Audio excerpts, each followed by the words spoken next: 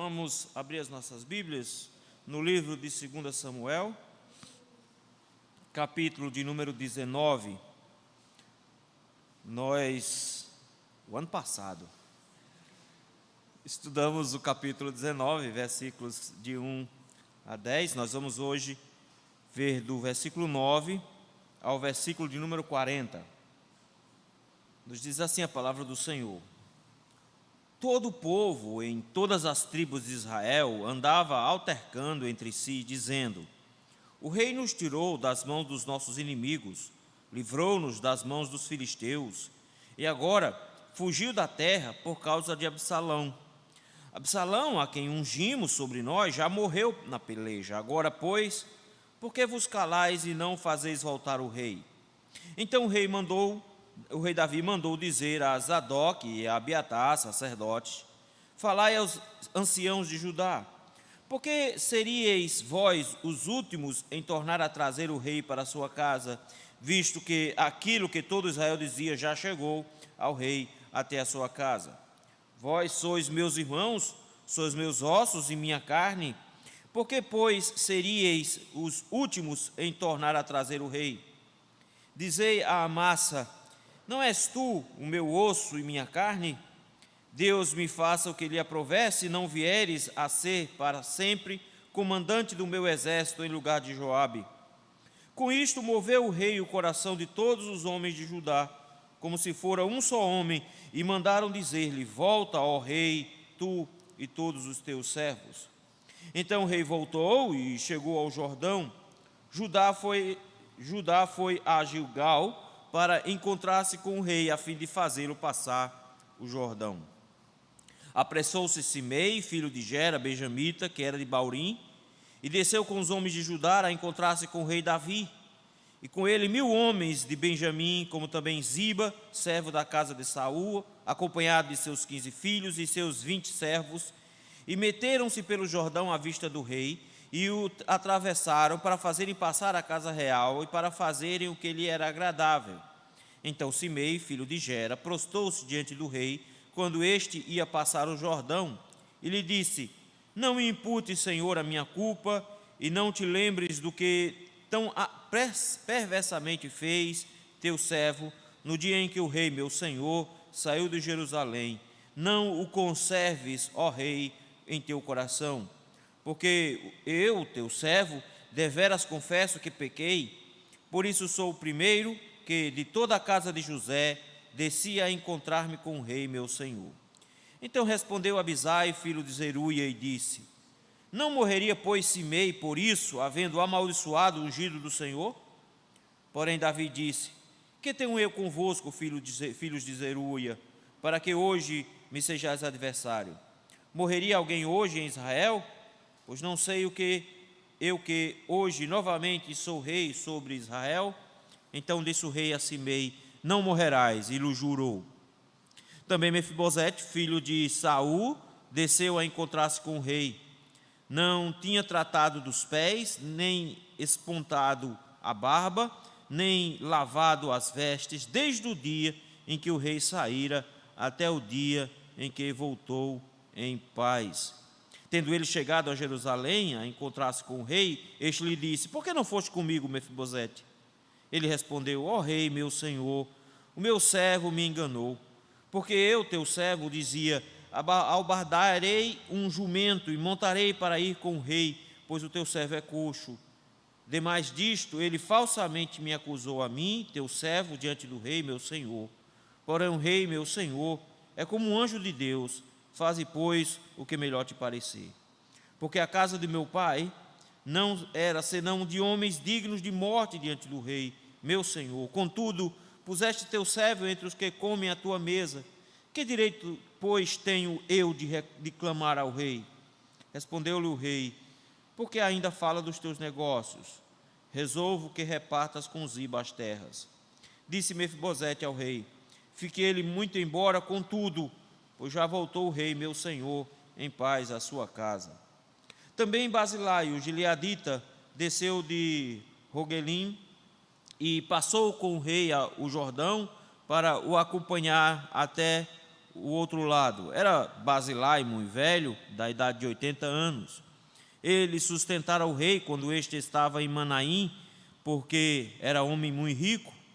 Disse o rei a Barzilai: vem tu comigo e te sustentarei em Jerusalém. Respondeu Barzilai ao rei: quantos serão ainda os dias dos anos da minha vida? Não vale a pena subir com o rei a Jerusalém. 80 anos tenho hoje. Poderia eu discernir entre o bom e o mal? Poderia o teu servo ter gosto no que come ou no que bebe? Poderia eu mais ouvir a voz dos cantores e cantoras? E por que há de ser que o teu servo ainda pesado ao rei, meu senhor? Como o rei irá o teu servo ainda um pouco além do Jordão, porque há de me retribuir o rei com tal recompensa. Deixa voltar o teu servo, e morrerei na minha cidade, e serei sepultado junto de meu pai e de minha mãe. Mas eis aí o teu servo Quimã, passe ele com o rei, meu senhor, e faz-lhe o que bem lhe parecer. Respondeu o rei: Quimã passará comigo, e eu lhe farei como for do teu agrado, e tudo quanto desejares de mim eu te farei.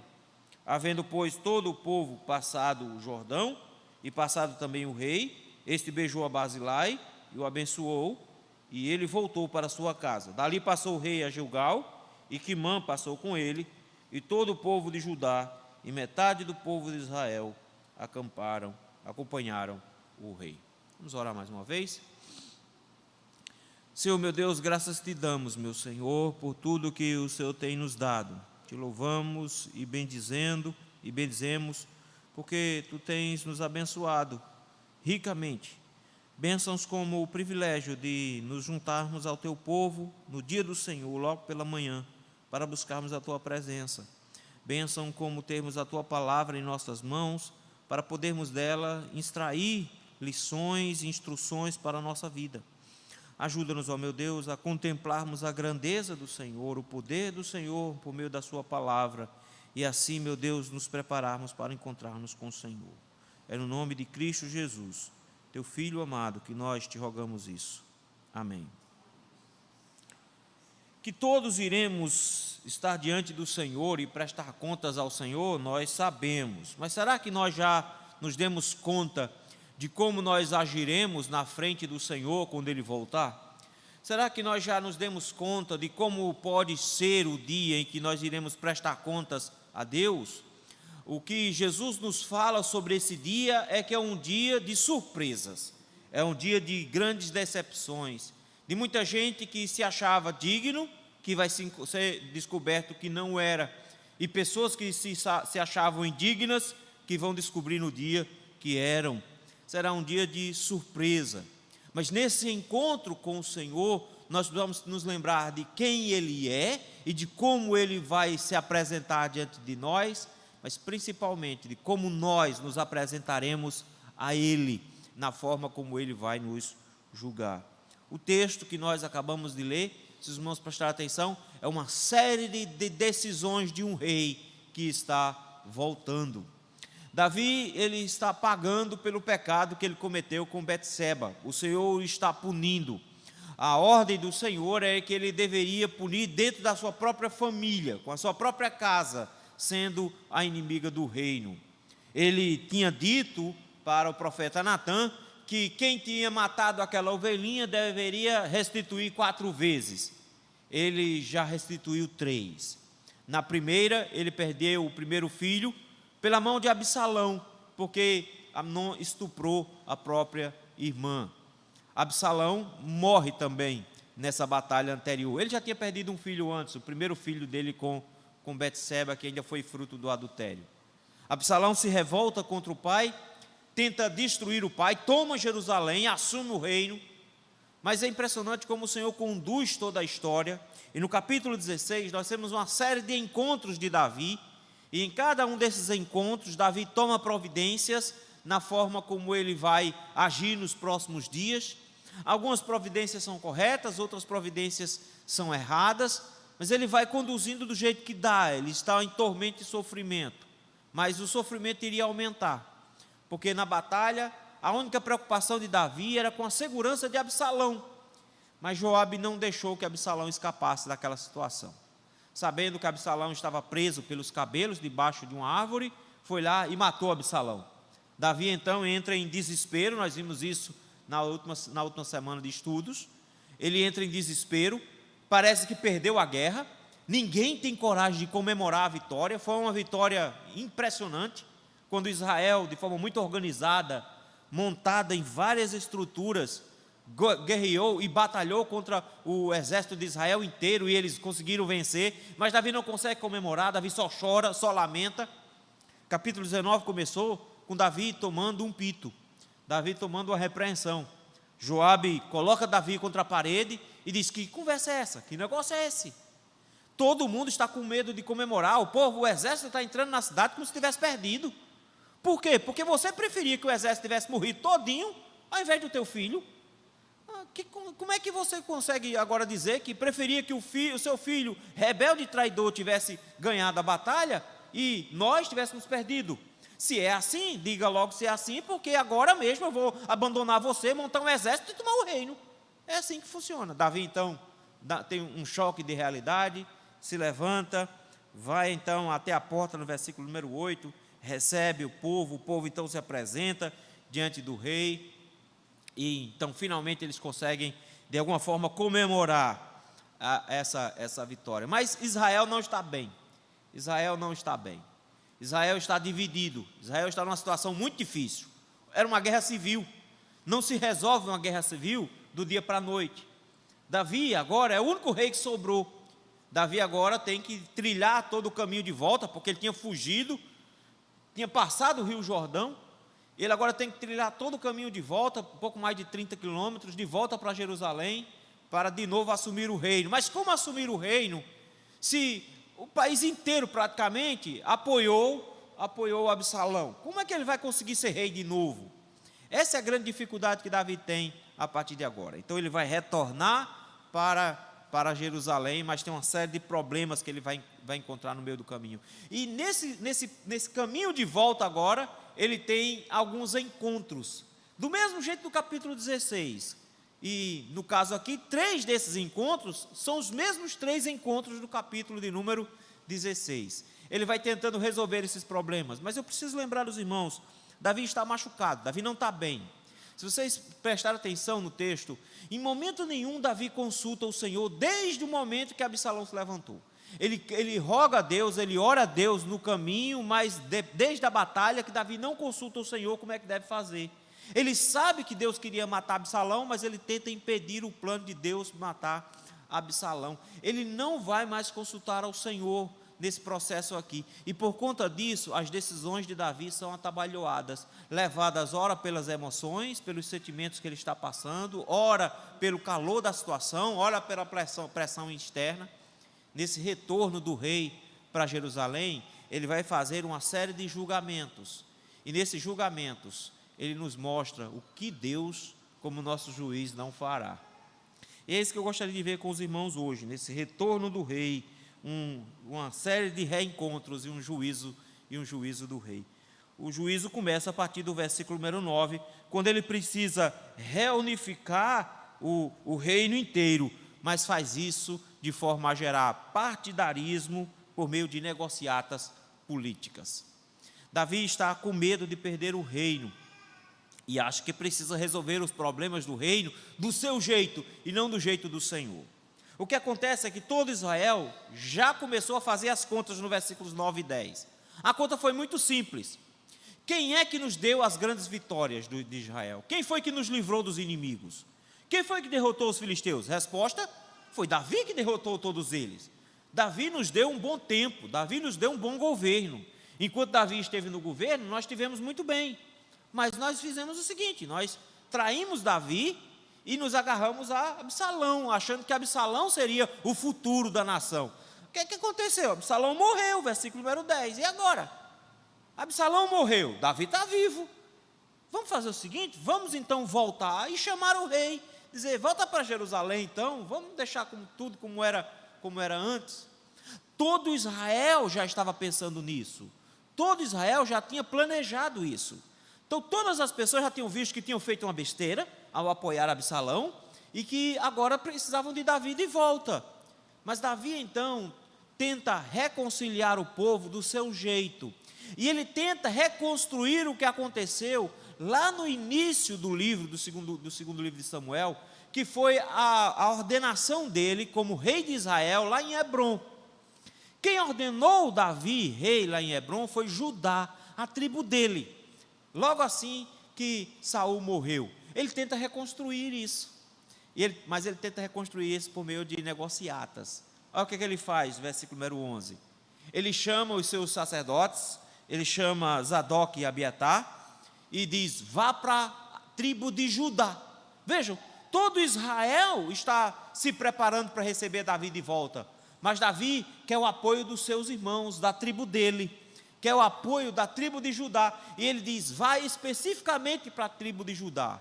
E o que Davi manda dizer é uma espécie de apelo emocional para que a tribo de Judá o apoie nesse retorno. Ele não quer voltar sem apoio. Gente, Davi acabou de derrotar o exército de Israel todo. Para que Davi precisa desses apoios? Davi não precisa de apoio, ele é o rei ungido. Ele simplesmente volta para Jerusalém e assume. Mas não, ele parece que precisa costurar acordos políticos. E nessa costura de acordos políticos, ele quer o apoio da tribo de Judá. Ele diz: vá lá, procure a tribo de Judá e fala com eles o seguinte: vejam só, vocês são osso dos meus ossos e carne da minha carne. A gente é tudo irmão, a gente é da mesma tribo. Então, vocês só ganharam desde que eu assumi o trono, então. Vocês são da mesma carne. Então, como é que vocês vão deixar que todas as outras tribos, porque o rei já está sabendo que as outras tribos estão se organizando para recebê-lo, vocês vão deixar que eles sejam os primeiros e vocês, que são da minha tribo, sejam os últimos? Não façam uma desfeita dessa, não. Vocês têm que estar aqui primeiro para receber as outras tribos, porque vocês são privilegiados. Vocês são os irmãos do rei, e como irmãos do rei, você tem que estar do meu lado. Davi então usa um apelo emocional, como que dizendo: nós somos parentes, vocês são a minha família, vocês precisam me apoiar primeiro, para depois o outro Israel vir e me apoiar também. Isso vai dar muito errado, logo no final do capítulo 19, nós vamos ver isso a semana que vem. Porque todas as outras tribos vão ficar com ciúme, porque Davi privilegiou a tribo de Judá em detrimento das outras tribos, e isso vai dar um problemão mais tarde. Como se não bastasse, ele resolve premiar um traidor. Vejam aí, versículo de número 13. Ele diz: manda dizer a Amasa. Quem era Amasa? Capítulo 17, versículo de número 25, diz que Absalão constituiu Amasa em lugar de Joabe sobre o exército. Amasa era filho de certo homem chamado Itra, o ismaelita, a qual se deitara com Abigail, filha de Naás, irmã de Zeruia, mãe de Joabe. Ele mandou dizer para Joabe, para Amasa, que tinha sido comandante do exército inimigo, que tinha se aliado com Absalão para matar Davi. Ele manda dizer para Amasa o quê? Você também é osso dos meus ossos e carne da minha carne. Você também é meu irmão. Você também é da tribo de Judá. E o que ele faz com um general traidor da pátria? O que ele faz com um camarada que tinha traído o rei e se juntado a um golpista para derrubar o rei? O que ele faz? Ele premia. Ele diz assim: não és tu meu osso e minha carne? Deus me faça o que lhe aprouver, se não vieres a ser para sempre comandante do meu exército em lugar de Joabe. Ele simplesmente destitui Joabe e coloca Amasa no lugar. Por que ele quis fazer isso? Ele provavelmente queria punir Joabe, porque ele tinha dado uma ordem expressa que foi: não toque em Absalão, não mate Absalão. Absalão tinha sido capturado vivo, ele estava lá de pendurado, era só cortar o cabelão e levá-lo embora, e que Davi tomasse providência. Davi dificilmente iria matar Absalão, mas Joabe resolveu o problema na hora. Quando Joabe soube que Absalão estava rendido, foi lá e matou, e resolveu o problema. Davi sabe que foi Joabe que matou. Joabe é um homem destemido, é um homem forte, É um homem que não tem medo de nada, é um homem que toma decisões precipitadas, ele já matou alguém para se vingar, vocês não se lembram disso, junto com o irmão. Ele é um homem destemido, e ele é um homem que está ganhando muito nome, porque todas as batalhas de Davi, é Joabe que está à frente, e Joabe ganha todas. A gente já viu isso no passado, quando Joabe foi terminar a guerra, quando ele viu que a cidade estava para cair, eles vêm a Davi para assumir, porque senão todo mundo vai dizer que eu estou ganhando todas as guerras. Ele sabia que o nome dele era grande.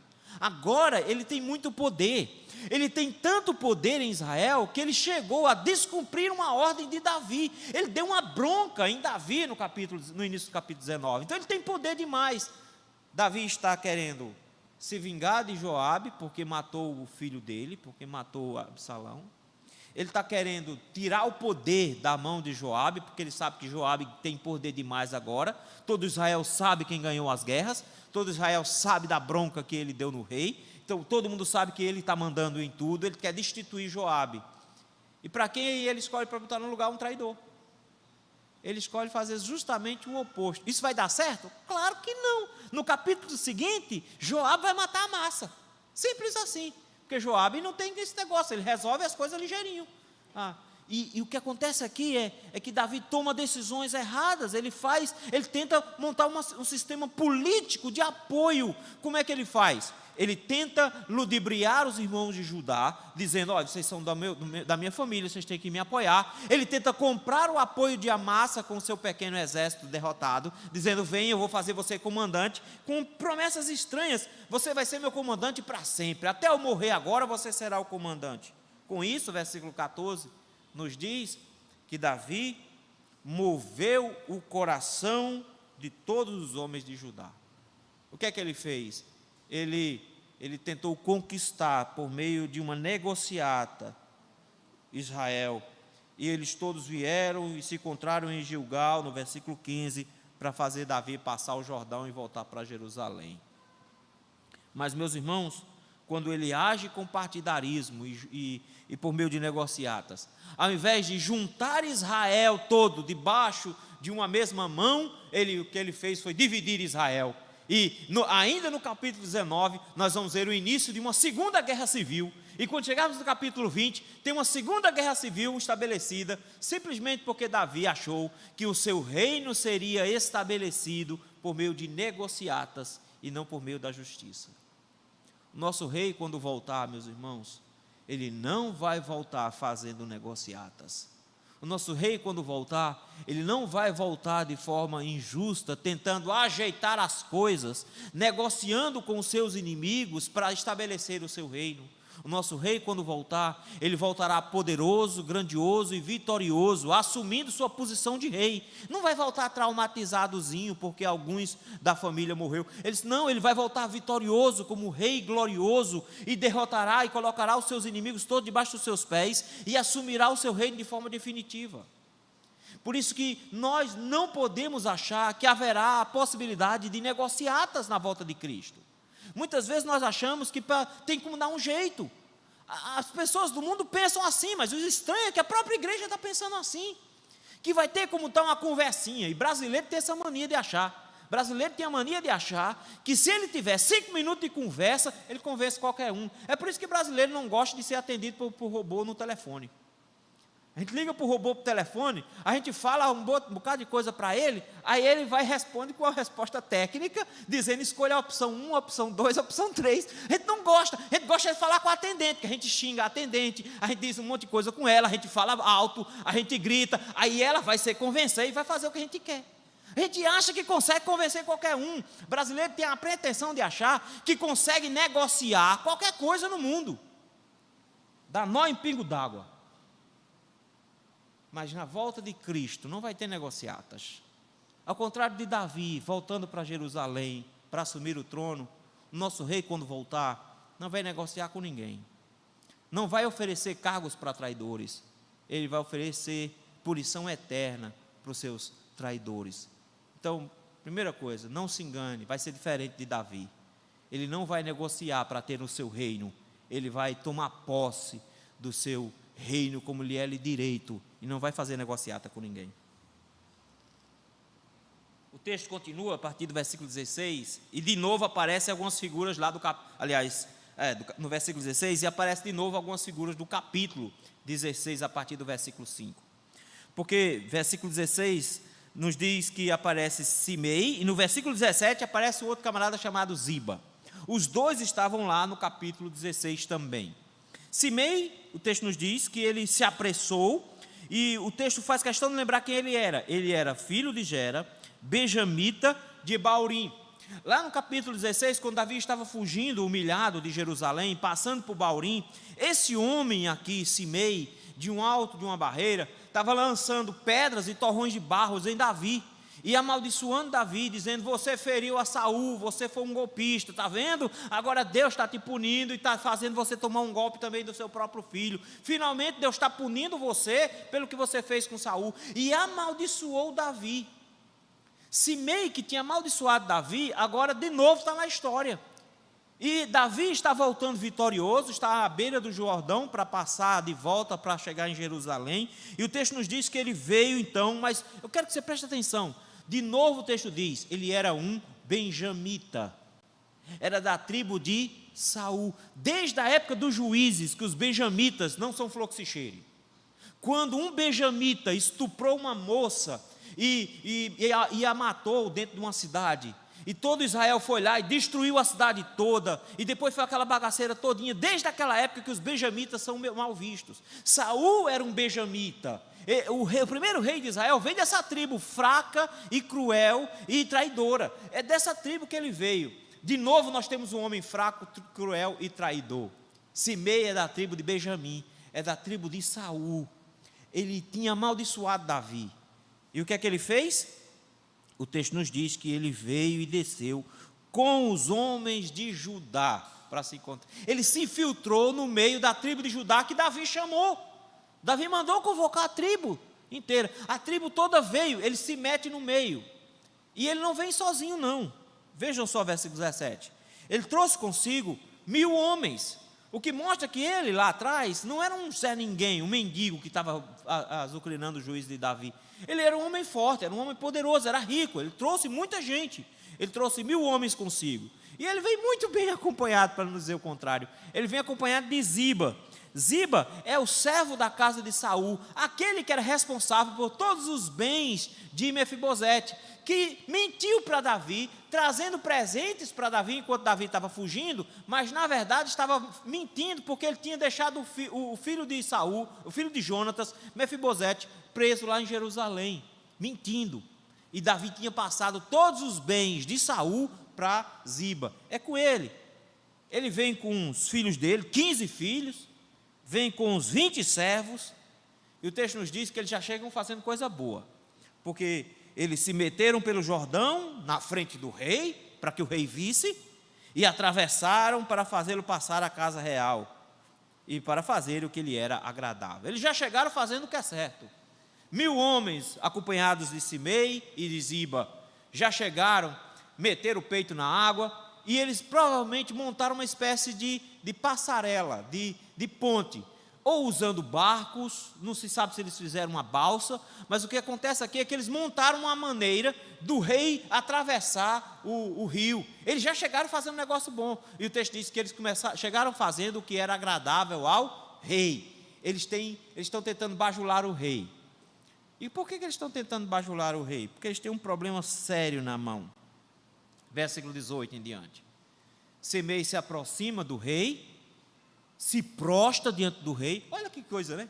Alguns dias atrás ele estava jogando torrão de barro, pedra no rei, e amaldiçoando o rei. Agora ele se prostra diante do rei e diz assim, versículo 19: não me impute, Senhor, a minha culpa. Não te lembres do que tão perversamente fez o teu servo no dia em que o rei, meu senhor, saiu de Jerusalém. Não conserves, ó rei, o teu coração, em teu coração. Ele está dizendo: meu rei, eu fiz uma besteira. Quando o senhor passou por aqui, com a cabeça coberta, de pé descalço, meti pedra no senhor, e foi uma doidice que eu fiz. Agora, me desculpe, fica guardando esse rancor do coração não, que mágoa faz mal. Não guarda rancor no coração, não. Não fica guardando isso, não, porque eu fiz uma besteira. Ele chega a dizer, versículo 20, eu pequei, é bem verdade, eu pequei, eu injuriei o ungido, eu não devia ter feito isso, eu amaldiçoei o ungido do Senhor, eu estou arrependido, eu não deveria ter feito isso. Mas para provar que eu estou arrependido, versículo 20, entra com a jogada. Ele diz, eu sou o primeiro, porque eu pequei, eu sou o primeiro que de toda a casa de José. Lembram dos filhos de Jacó? E dentre os filhos de Jacó, José, como irmão de Benjamim. E ele está dizendo, eu sou o primeiro das outras 10 tribos. A primeira tribo que acolheu, Judá. Davi chamou, Judá foi a primeira a chegar. Ele diz, mas das outras, eu sou o primeiro. Eu sou o primeiro a chegar. Eu sou o primeiro da casa de José, que descia a encontrar-se com o rei, meu Senhor. Eu estou arrependido, eu vim me encontrar com o Senhor, sou o primeiro das 10 tribos que está reconhecendo o Senhor como rei, me perdoe. Esse homem, meus irmãos, é um mentiroso traiçoeiro, Davi sabe disso. Davi não vai se enganar com Simei. Na verdade, quando Salomão for assumir o reino, Davi vai dizer para Salomão ter cuidado com Simei. Ele vai dizer, fica de olho em Simei. Simei não é confiável. Salomão coloca Simei na cadeia. Simei dá um jeito, faz uma revolta lá. Salomão vai findar matando Simei. Eu sei que eu estou dando spoiler, faz parte. Simei não é confiável. Esse arrependimento não é verdadeiro. Ele está com medo de morrer. Ele sabe que Davi assumindo o trono, vai mandar, manda chamar aquele rapaz lá que jogou umas pedras em mim, e vamos resolver as paradas agora, vamos ver como é que funciona agora. Ele deveria resolver o problema, mas não, Davi parece agir com misericórdia, porque parece que tem um arrependido na frente dele. Esse homem não está arrependido, e Davi sabe que ele não está arrependido. Daí então surge Abisai. Abisai já tentou resolver esse problema lá atrás, lá no capítulo 16 ainda. No versículo 9, quando Simei está jogando pedras em Davi, Abisai diz, ele está ofendendo o ungido do Senhor, deixa que eu mato ele. Você não precisa nem se mexer aí, eu vou lá, mato e resolvo e a gente vai embora. Abisai já queria resolver esse problema lá atrás. Davi disse, não, que pode ser que o que ele esteja dizendo seja o Senhor falando. Pode ser que o Senhor realmente esteja me amaldiçoando e me punindo. Deixa valer, deixa ser, ele não tem problema, deixa ele aí. E Abisai deixou. Abisai de novo chega e diz, pronto, agora chegou a hora de resolver o problema. Vamos resolver o problema? Por que você não morreria, versículo 20? Não morreria, pois Simei, por ter amaldiçoado o ungido do Senhor? Ou seja, você amaldiçoou o ungido do Senhor e vai sair impune? Você acha que vai sair impune? Como é que Davi reage? Davi diz, não se mete não, Abisai. Esse assunto não é seu. Isso não é seu negócio. Você não tem nada a ver com isso. Abisai está tomando a atitude correta, era isso que Davi tinha que fazer. Quem se levantou contra o rei morre. Abisai diz a coisa certa, mas Davi diz, não, faz isso não. São 1000 homens para estar no exército. É a primeira tribo, a tribo de Benjamim que está se rendendo a mim. É uma maneira de novo como é que eu vou já pegar alguém das tribos que eu estou querendo juntar e vou matar, não é? Ele disse, não, já teve morte demais, vai ter misericórdia, não vai morrer não, eu sou o rei de novo, versículo 22, eu sou o rei de novo, então, não tem problema não, eu te juro, versículo 23, você não vai morrer não, você me traiu, você me amaldiçoou, você está fingindo arrependimento, mas chegou com 1000 homens, já chegou fazendo uma ponte, não vai morrer não. Queridos, Davi perdoa um traidor. Davi perdoa alguém que amaldiçoou o ungido do Senhor por uma questão política. Ele, ao invés de resolver o problema, ele simplesmente acolheu um homem traidor para manter o reino. Ele perdoou alguém que não deveria ser perdoado. Nosso rei, quando voltar, meus irmãos, não existe falso arrependimento que ele vá acolher. A Bíblia nos diz que quando Cristo voltar, todo olho verá, todo joelho se dobrará e toda língua confessará. Ou seja, quando Cristo voltar, todas as pessoas do mundo estarão arrependidas. Quando Cristo voltar, todas as pessoas do mundo estarão pedindo por clemência. Quando Cristo voltar, todas as pessoas do mundo estarão pedindo por misericórdia. Todos estarão rendidos aos pés dele, mas ele não dará mais perdão no seu retorno. Ele voltará como juiz supremo e julgará os seus inimigos. E quem em vida se dedicou a ele, se rendeu a ele, se tornou súdito dele, será trazido para junto dele. Mas todos aqueles que amaldiçoaram o ungido do Senhor, que se levantaram contra Cristo e sua igreja, serão punidos definitivamente com fogo eterno. E Apocalipse nos diz que ele lançará junto com os diabos e seus anjos no lago que arde com fogo e enxofre para toda a eternidade. Não se engane.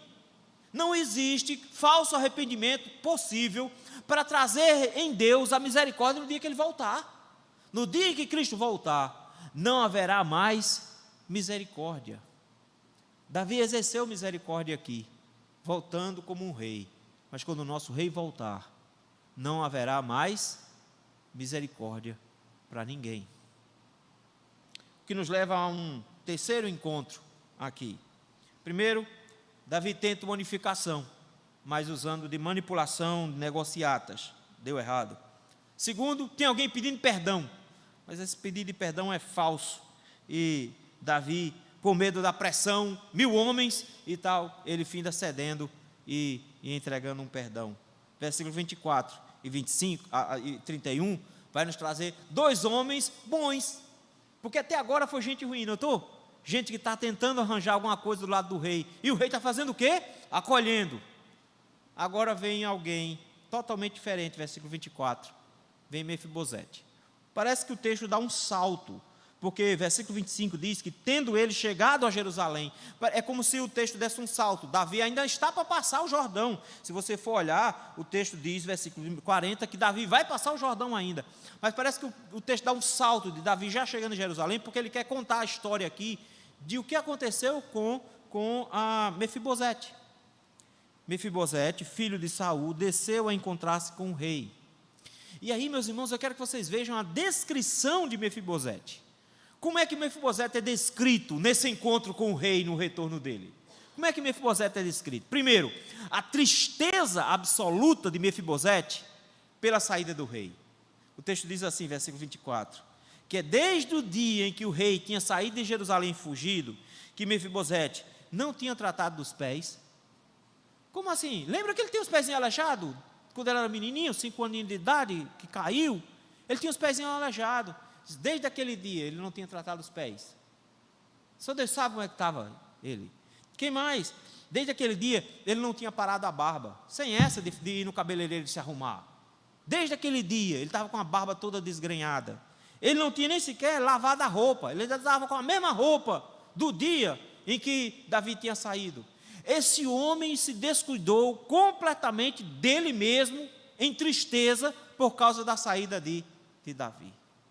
Ele descuidou da sua higiene, ele descuidou da sua saúde, ele descuidou de tudo. Ele está em tristeza tão profunda pela saída do rei, que ele não se preocupa mais com nada com relação a ele, nada em relação a ele.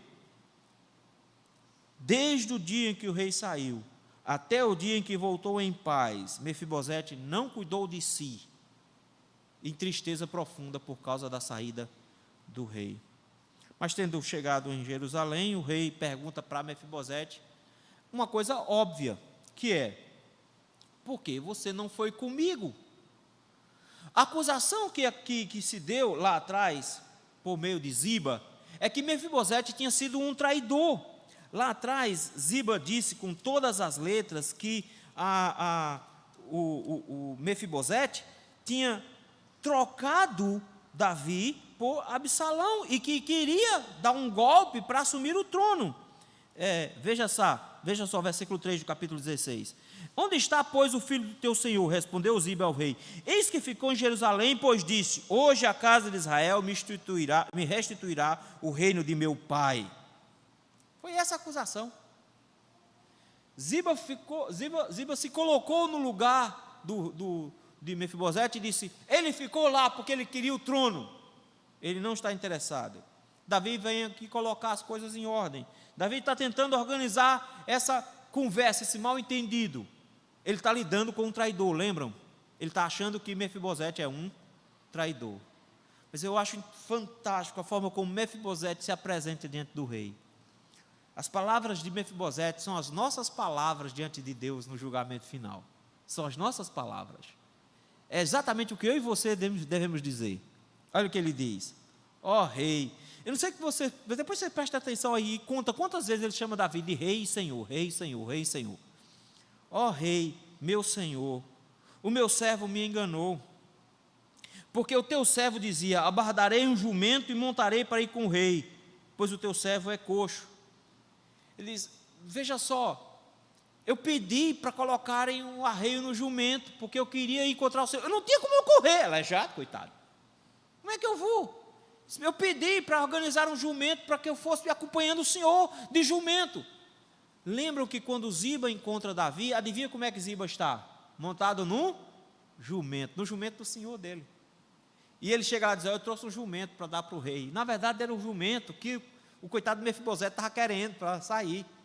Mefibosete queria ir de jumento, coitado, mas o miserável deixou o aleijado para trás e tomou o jumento, rapaz. Fez, eu queria ir, mas você sabe, sou aleijado, tem que comandar. Pedi para montar o jumento, meu servo me enganou, não só isso, ele diz assim, ademais, disse ele falsamente, me acusou a mim, teu servo, diante do rei, meu senhor, ou seja, ele me acusou de ter traído o Senhor, de ter ficado em Jerusalém, porque eu queria o reino, ele mentiu, ele me acusou falsamente, porém, o rei, meu senhor, olha que coisa bonita, é como um anjo de Deus, faze, pois, o que melhor lhe aprouver, melhor lhe parecer. Ele simplesmente se coloca à disposição de Davi e diz, eu queria ir, eu pedi para ajeitar o jumento para mim, ao invés de me dar o jumento, ele mesmo foi, chegou lá, ele mentiu, dizendo que eu estava traindo o Senhor, querendo ficar em Jerusalém para assumir o trono, eu não tinha condição de sair de lá, mas o Senhor é a voz de Deus, o Senhor é quem sabe julgar, eu não sei, o Senhor é quem tem o direito de julgar, o que o Senhor disser que está certo, se o Senhor quiser me acolher, tudo bem, se o Senhor não quiser acolher a minha desculpa, tudo bem também, o Senhor decide, Ele diz, seja feita a tua vontade e não a minha, faça o que o Senhor quiser, o Senhor é o rei. Queridos, olha o que ele continua dizendo no versículo 28. Por que ele diz, faça o que o Senhor quiser? Ele diz, porque que é a minha família? A casa do meu pai, o que é que ele merecia? Morrer. Porque quando o rei novo assume, toda a família do rei anterior morre. E já tinha morrido todo mundo, inclusive Jonatas, meu pai. E o que é que eu merecia? Morrer. Ele se chamou, quando Davi o chamou à sua presença, ele disse que ele era um cão morto. Ele disse, não vale nada, não vale nada. Eu não vale nada, não vale um vintém. Eu deveria ter morrido. Mas o Senhor, contudo, pôs o teu servo entre aqueles que comem na tua mesa. Ele diz, eu deveria estar morto e fui trazido para dentro da tua casa. Eu tenho algum direito? Não, qual era o meu único direito? Morrer. E o que o Senhor fez? Me tratou como filho. Eu que deveria estar morto, fui levado para a sua casa e tratado como filho. Eu tenho o direito de pedir mais alguma coisa? Eu tenho o direito de reclamar alguma coisa, chegar aqui, eu declaro, eu decreto, eu tomo posse, eu não aceito. É isso que eu tenho. Eu disse, não tenho direito a nada. Não tenho direito a nada. Faça o que o Senhor quiser, porque eu já recebi demais. Eu era para estar morto. O Senhor me tratou como um filho. Eu não tenho o que pedir. Eu não tenho o que pedir. Como é que Davi lida com um homem completamente dedicado a ele?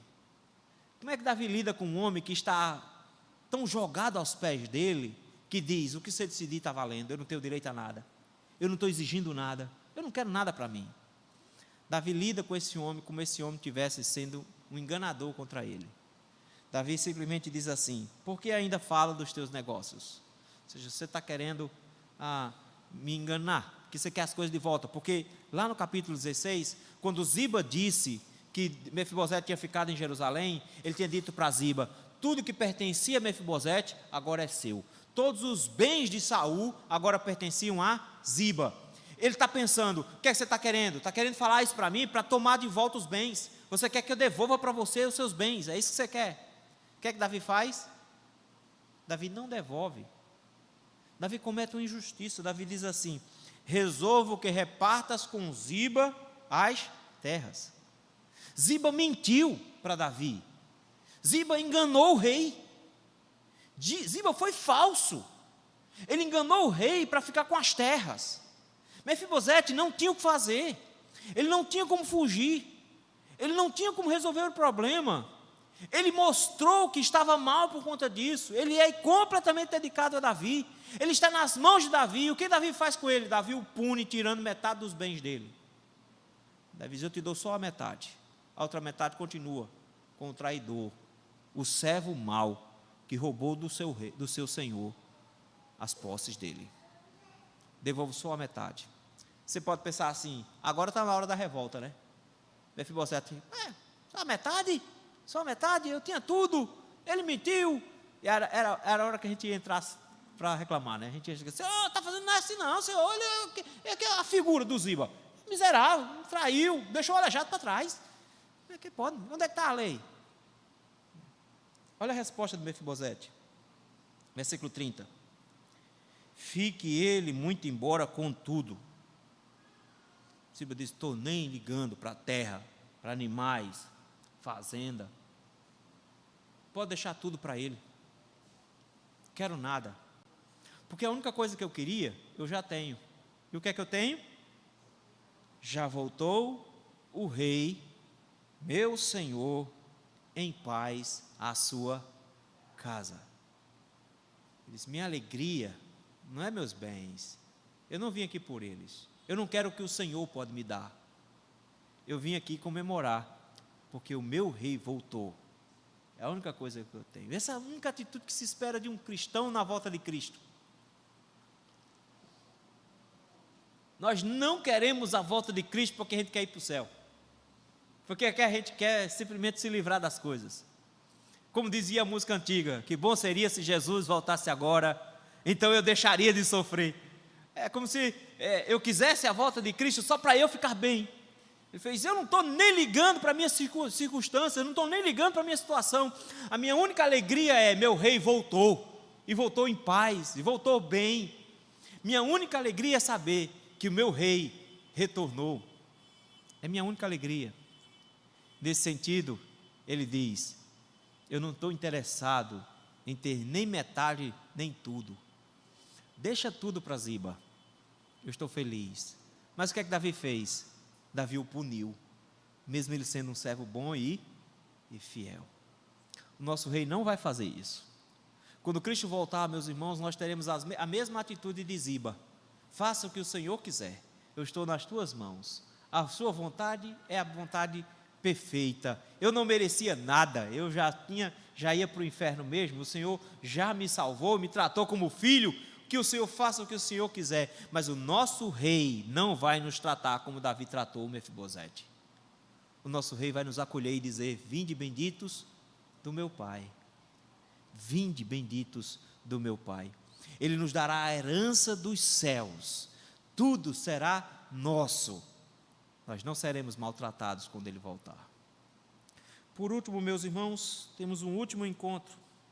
Nós tivemos uma reunificação organizada por meio de negociata. Nós vemos um perdão montado por meio da pressão popular e da manipulação. Nós vemos um mal-entendido explicado, mas uma postura de Davi neutra e parcial. Versículo 31, nós temos uma despedida e uma gentileza de gratidão, mas uma incapacidade do rei em fazer mais do que isso. O texto nos diz, versículo 31, que aparece então Barzilai. Barzilai apareceu no capítulo 17, quando Davi estava fugindo. Ele chegou então na região onde Barzilai morava, e Barzilai era um gileadita, e eles, junto com outros homens, supriram Davi de comida e de sustento. O texto nos diz porque eles viram que Davi estava cansado, com os homens, com as pessoas estavam cansadas, todos com fome, vindo do deserto. Então eles deram muita comida para Davi. O texto faz inclusive uma relação de quanta coisa eles deram para Davi. Era um homem rico. O texto nos diz que Barzilai não era nenhum moço, versículo número 32, já era velho, tinha 80 anos, então já era um senhor de idade, mas ele não se preocupou. No momento em que ele soube que Davi estava na beira do Jordão, ele saiu lá da região de Manaim, de onde ele morava, e veio se encontrar com Davi. Veja que homem fiel, que homem fantástico. Já tinha se preocupado com o sustento de Davi, agora se preocupa em acolher Davi no retorno. Se encontra com Davi, vem então, e Davi então faz uma promessa para ele. Faz uma proposta. A proposta é boa, porque Davi foi acolhido no pior momento possível, e Barzilai deu tudo que Davi precisava, deu comida, deu amparo, deu tudo que Davi precisava, e Davi então faz a proposta: vamos comigo para Jerusalém? Vamos lá, e versículo de número 33, vem comigo e eu te sustentarei. Ou seja, você me sustentou no momento difícil da minha vida, venha comigo agora e eu vou te sustentar para o resto da sua vida agora. Eu vou te dar tudo que você precisa, eu vou te recompensar pelo que você fez comigo. Mas Barzilai, ele nos mostra uma coisa que Davi não pode dar para ele. Ele diz: olha, 80 anos nas costas, já tem 80 anos. Aí ele diz assim: quantos dias mais eu tenho para frente? Ou seja, eu não tenho muito tempo mais para aproveitar mais nada não. Você já tem 80. 80 anos é muito tempo, não tem mais tempo para frente não. Quantos dias eu tenho mais para aproveitar? Vou para a casa do rei para quê? Eu posso morrer amanhã? Não tenho mais tempo. Além disso, não tenho mais prazer. Ele diz: eu já tenho 80 anos, eu não sei mais quantos dias ainda me resta, não vale a pena subir com o rei de Jerusalém, não vale a pena. Depois de 80 anos, ele diz: eu não consigo mais discernir o que é bom e o que é mal. Ele está dizendo: eu não tenho mais gosto para nada, eu não vou ajudar o Senhor mais nada, porque eu não consigo mais saber o que é certo e o que é errado, já estou meio desorientado. Tem mais, ele diz: comida para mim não tem gosto mais de nada. Aí eu estou comendo meu feijãozinho com arroz, vou comer comida boa no palácio para quê? Que para mim não faz diferença nenhuma. Eu também vou aproveitar a música de lá, meio surdo do jeito que eu estou. Música para mim não faz mais diferença não. Não gosto mais de música. Vou para o palácio, vou fazer o que no palácio? Comer e ouvir música. Comida para mim não faz diferença e música também não. Então, para que eu vou? E para piorar, eu vou para o palácio, vou ser pesado do Senhor, ou seja, o Senhor vai ficar tendo que pagar comida para um velho que não serve para nada. Eu vou fazer o que lá? Não tem nada para fazer lá. Eu não vou contribuir nada. Pelo contrário, eu vou dar prejuízo para o Senhor. Não faz sentido eu ir não. Com o rei irá teu servo ainda um pouco além do Jordão. Ele diz: eu vou acompanhar o Senhor depois de passar o rio, um pouquinho ainda. Até perto de Jerusalém eu vou. Mas o que é que eu peço ao Senhor? Não pense em me dar recompensa, não. Não faz sentido me dar recompensa. Faça o seguinte: deixa eu voltar para a minha cidade. Idoso gosta disso, né? Deixa eu voltar para a minha terra, para o meu lugar, para a minha cidade, minha casinha. Eu vou ficar lá, quero morrer lá, quero me enterrar onde meus pais estão enterrados. Para não dizer que não andei nada, Senhor, meu servo Quimã, versículo 38, vai com você.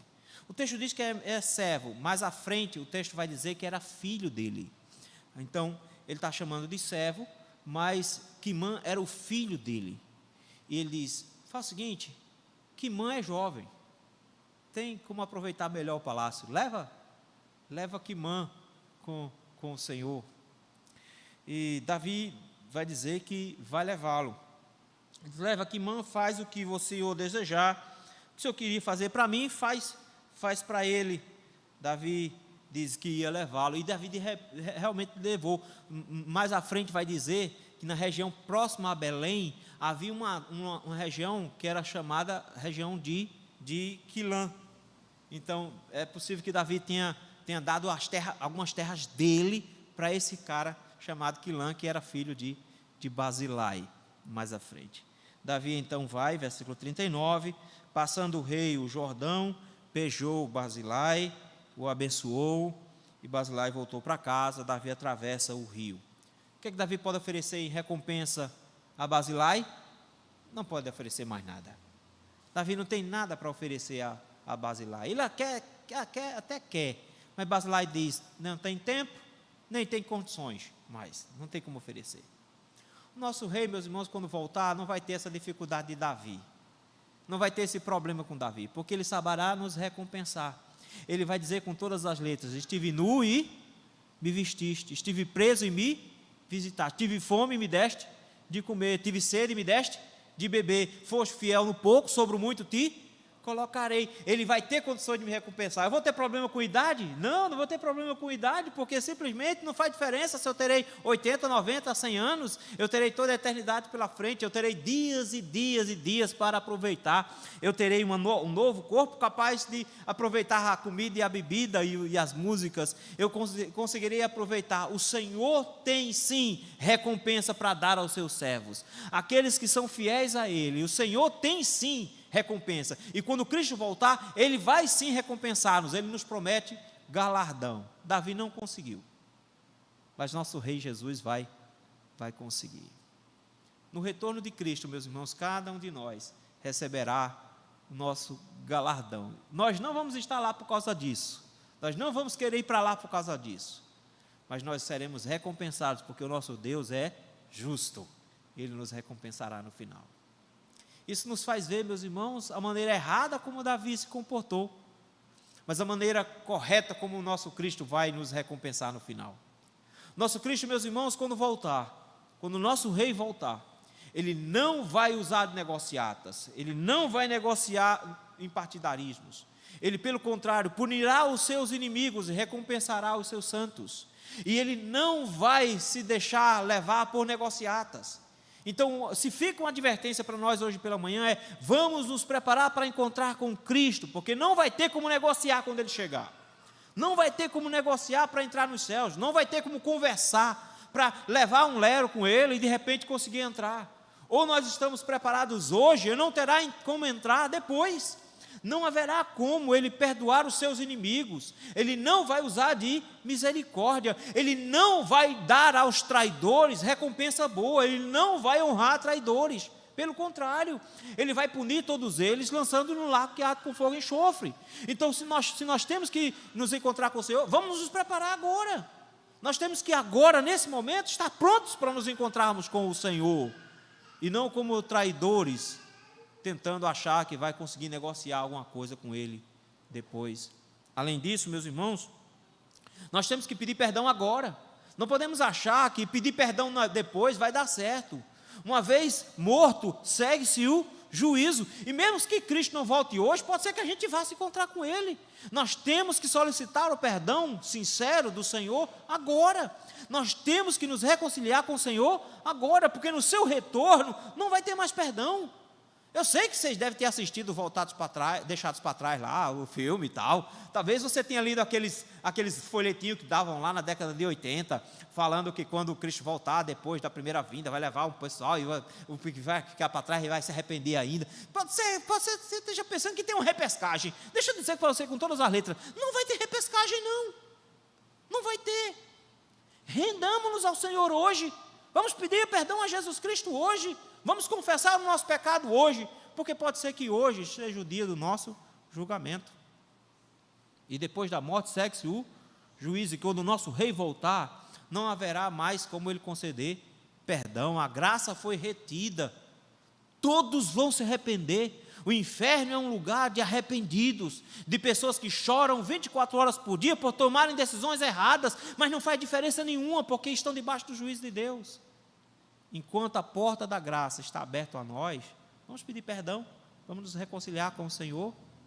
Vamos entender, meus irmãos, que quando Cristo voltar, Ele vai esperar de nós, pecadores, rendidos aos seus pés, do jeito de Mefibosete, dizendo com todas as letras, Senhor, eu não mereço nada, não mereço nada. Eu sei quem eu sou, eu sei da minha condição, eu sei como eu vivo, mas eu sei que o Senhor é bom e que o Senhor toma a decisão correta. E o Senhor, meus irmãos, não vai nos deixar para trás, o Senhor não vai nos trair. Pelo contrário, Ele saberá ver em nós a graça de Cristo, Ele saberá ver em nós o perdão dos nossos pecados, a nossa nova condição de sermos tratados como filhos. Nós não seremos alvos de injustiça.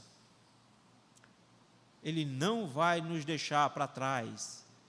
Ele terá todas as condições de nos recompensar por toda a eternidade. Ele não vai estar limitado pelo tempo nem pelas forças. Ele nos dará a recompensa eterna. Ele tem guardado para nós um galardão como juiz eterno que ele é. Nós precisamos estar preparados para o dia desse retorno do nosso rei. Porque, ao contrário de Davi, como agiu aqui, o nosso rei vai agir bem diferente. Nós precisamos estar no lado dele, quando ele retornar, para que tenhamos as benesses dele. Porque quem estiver contra ele, não será tratado como Davi tratou aqui, será tratado de forma muito diferente. Nos preparemos então para a volta de Cristo, meus irmãos. Está mais próxima do que estava quando nós cremos no princípio. Nos preparemos para nos encontrar com Ele, porque mesmo que Ele não volte, nós vamos chegar lá. Estaremos diante do tribunal dEle. E no dia em que o nosso Rei voltar, Ele saberá julgar com justiça, com equidade, e colocará todas as coisas no devido lugar. Que Deus nos ajude a podermos estar diante dEle em pé, rendendo graças e recebendo dEle a recompensa final. Meu Pai, muito obrigado, Senhor, por nos lembrar de que iremos comparecer diante do Senhor. Te rogamos graça e misericórdia sobre as nossas vidas, Senhor. Ajuda-nos, ó meu Deus, a sermos como Mefibosete, um homem que se apresente diante de Ti sem direitos, mas completamente grato pela Sua misericórdia e graça. Obrigado, Senhor, por nos lembrar de que o Senhor não vai agir com parcialidade, com neutralidade, que o Senhor não será injusto em nada. Pelo contrário, o Senhor punirá os seus inimigos, punirá os traidores, e o Senhor vai amparar os seus santos, será justo com eles, e o Senhor os recompensará por toda a eternidade. Dá-nos graça, Senhor, de sermos encontrados nesse dia, escondidos por trás da Tua cruz, amparados pela Tua mão, protegidos pelo nosso advogado. No nome santo de Cristo que nós te rogamos isso. Amém.